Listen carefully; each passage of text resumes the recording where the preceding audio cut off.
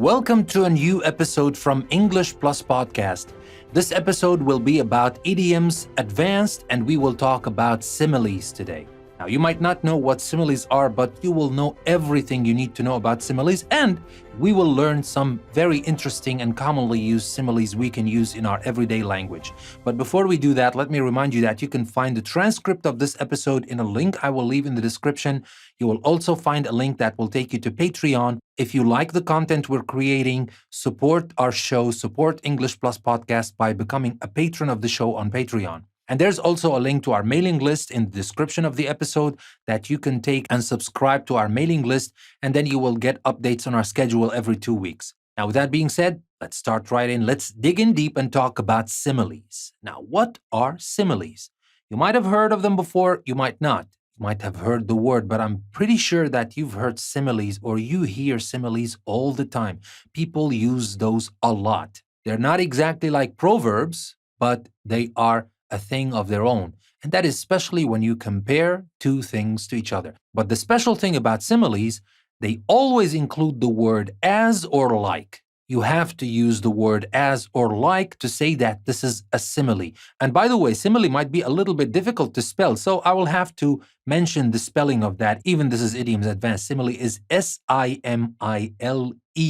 simile. And that's how we pronounce it. Simile, S-I-M-I-L-E. So, similes, as we said, are expressions which compare two things.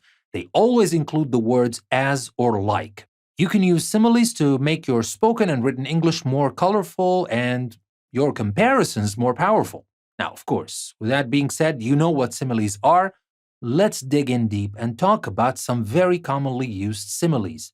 What if you want to describe somebody who is extremely thin? You can say, for example, my brother's as thin as a rake. You know the rake we use for gardening. You can say my brother's as thin as a rake. As. You see, we use as here. That's a simile. If you want to talk about something that is extremely smooth, you can say the baby's skin is as smooth as silk. You're describing the baby's skin to silk. That is how smooth the baby's skin is, as smooth as silk. That is a simile you can use to talk about things that are extremely smooth. Or you may want to talk about somebody who's extremely clever. Of course, as I'm saying here, extremely clever, you can say, this person is extremely clever, period. That's it. But as I said, we can use similes to make your spoken and written English more colorful and your comparisons more powerful. So here, extremely clever, how can we say that? We can say, for example, John is as bright as a button. Now, you might find that a little bit weird, but it is the common simile we use in English to say that somebody is extremely clever. So, John is as bright as a button. And what if you want to describe a feeling, especially if you want to say extremely fresh and full of energy? If you feel like that, can you use a simile to describe this kind of feeling? Of course you can. You can say, for example, I slept really well, so I feel as fresh as a daisy this morning. As fresh as a daisy, which is a kind of flower, of course. As fresh as a daisy this morning. Extremely fresh and full of energy. Now, what if we want to say somebody ran very fast, extremely fast? We can say George ran like the wind. Ran like the wind. That's a simile you've got here, like. We don't always use as, we can use like as well. So George ran like the wind to get the message to Paula before she left. Ran extremely fast. What if we want to say drive fast and badly? It's not only fast, fast and badly. We can use drive like a maniac. For example, we say, I don't want to go in the car with Peter. He drives like a maniac. He drives fast and badly. So that is another simile. What if we want to say something about clothes? Of course, we're describing clothes and we say something fits extremely well. What's the simile? We can say my sweater, my new sweater obviously, fits like a glove. Fit like a glove. Fits like a glove, fits extremely well. I'm so pleased with it. It fits like a glove. Perfect. And that's another simile. What if we want to say very clearly? What is the simile that we use to say very clearly? We can say as clear as crystal. As clear as crystal. For example, the two men were in the next room, but I could hear every word they said as clear as crystal. That is another simile to mean very clearly. What if you want to describe somebody and say that he or she is very poor? You can use a simile for that. And this is a funny simile, by the way. You can say, as poor as a church mouse. As poor as a church mouse. Very poor. Like when we say, Ben claimed to be as poor as a church mouse, but we knew he was rich. He was lying. So that is another simile. What if we want to say something is totally silent? It can be something. And here, I didn't make a mistake about that because it can be a person or something. So here, for example, we can say he was as silent as the grave. He was totally silent, but we can also use that to talk about a place. For example, as Beth walked in, the house was as silent as the grave. As silent as the grave. Totally silent. Now, these are all very interesting similes, of course, but before we learn more similes in this episode, let me tell you something very important. You should learn similes as whole phrases because it's usually not possible to change the individual words. We do not say, for example, as thin as a stick or as thin as a pole. It's not up to you. You can't just change it. We use rake, so it is rake. As thin as a rake. That's how it is used. It's a fixed expression. When you want to learn similes, learn them the way they are used. Because if you use another word, maybe the simile works in your mind, but it is not natural. People don't say it this way. And these things are just like proverbs, are like idioms in general. Idioms in general are fixed expressions. They cannot be used the way you want it. You can change a couple of things sometimes, but not in this one. Especially in similes, you have to use them the way they are. Now, where it is possible to change the individual words, the meaning of the simile often changes. For example, I needed a drink of water. My mouth was as dry as a bone. Now, here, when I say as dry as a bone, that means extremely dry and thirsty. So here I said I needed a drink of water. My mouth was as dry as a bone.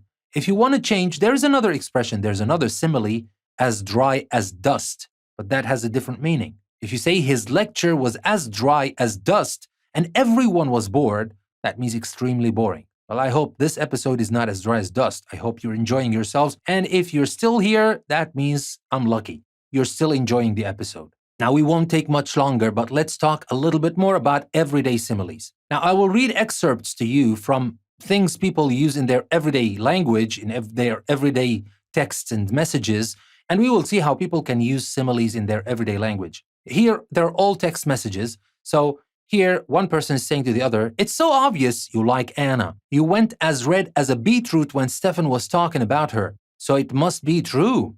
And you were all over her like a rash at the party last week too. Ask her out. So here, one person is talking to his friend. Obviously, this friend has a crush on Anna and maybe hasn't asked her out yet. It doesn't matter. But what we care about here, we care about the two similes this person used in his text. He said, you went as red as a beetroot when Stefan was talking about her. It's obvious that you like her. So here, as red as a beetroot, that means having a very red face, for example, because you are very hot or very embarrassed. Now, in this context here, it obviously means very embarrassed or because you're very shy, as red as a beetroot. And then also he continued on and said, and you were all over her like a rash, all over somebody like a rash. Now, what does that mean? That means showering this person with romantic attention. So that was our first text message. We learned two new similes in this text message, as red as a beetroot and all over somebody like a rash. Now here I'm saying somebody because it can be her or him, of course. It doesn't have to be her all the time. There are a couple of things you can change, but not the original simile. We cannot say like something else, like a rash, all the time. And now, let's move to talk about the second text message. Have you noticed how Kiara and Rita are as thick as thieves lately?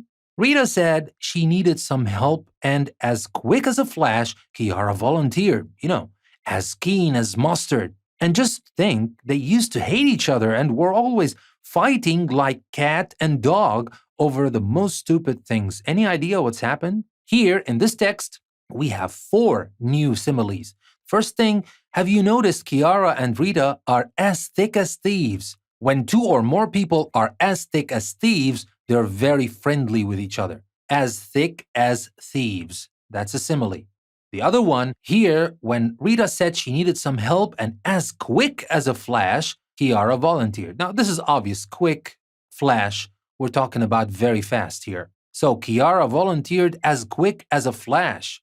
And then as keen as mustard. Now, here, when we use this expression, as keen as mustard, if you are as keen as mustard, or we can say mustard keen, that means you're very eager or enthusiastic. But here, let me mention that this is a more British expression than it is an American expression. But anyway, that's another commonly used simile. And she also continued and said, remember, they used to hate each other and were always fighting like cat and dog. Well, this is self-explanatory. Fight like cat and dog. It makes sense, right? So you can fight like cat and dogs. That means you always argue, you always fight for good reason or for no reason at all. Fight like cat and dog. So these are the similes in this message. Now let's move to the last one and talk about 3 more similes before we finish this episode.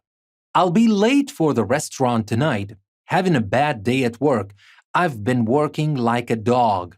But the boss just came in with a face like thunder and said I'd made a mess of some sales figures. I've tried to argue with him, but he's as stubborn as a mule. And you can never convince him that he's wrong. Time to change my job. So, that is obviously something that a lot of people can relate to. It happens when the boss comes with a face like thunder. There's usually not much you can do about it. But anyway, before a face like thunder, this person used, I've been working like a dog. When you work like a dog, that means you work very hard. Work like a dog. That's our first simile. And then the boss came in with a face like thunder. Now, when you have a face like thunder, that means you're extremely angry. And finally, this person said, you can't argue with this boss as much as you can't argue with most bosses, unfortunately, but he's as stubborn as a mule. Now, the mule is famous for being stubborn, and here the simile is obvious. To be stubborn, but here as stubborn as a mule. Remember, we use similes to make our written English or spoken English more colorful and your comparisons more powerful. So these are the similes, but I want you to pay attention to one specific thing. Be careful how to use similes, because they're not always used in the way you think they should be used. Sometimes, we have strong similes and they're often used in a humorous or sarcastic way. I'll give you an example. My teacher's explanations are as clear as mud. So you see here, it's kind of strange. Clear as mud, not as crystal. We used as clear as crystal, that means very clear. But here, as clear as mud, and mud is not clear at all. So what does that mean? Not clear at all. And we use that to talk about something in a humorous or sarcastic way. And people do that a lot, so pay attention. Make sure you really understand what the simile means before you use it. Now, with that being said, that'll be all I want to talk about in this episode. Let me remind you that you can find the transcript of this episode in a link I will leave in the description. You will also find a link that will take you to Patreon, where you can decide to become a patron of the show. If you like the content we create and you want us to create more content like that, please support us and become a patron of the show on Patreon. And you will also find another link in the description that will take you to our mailing list. Subscribe to our mailing list and get updates on our schedule every 2 weeks with some other useful things that we share with you. Now, with that being said, I want to thank you very much for listening to another episode from English Plus Podcast. This is your host, Danny. I will see you next time.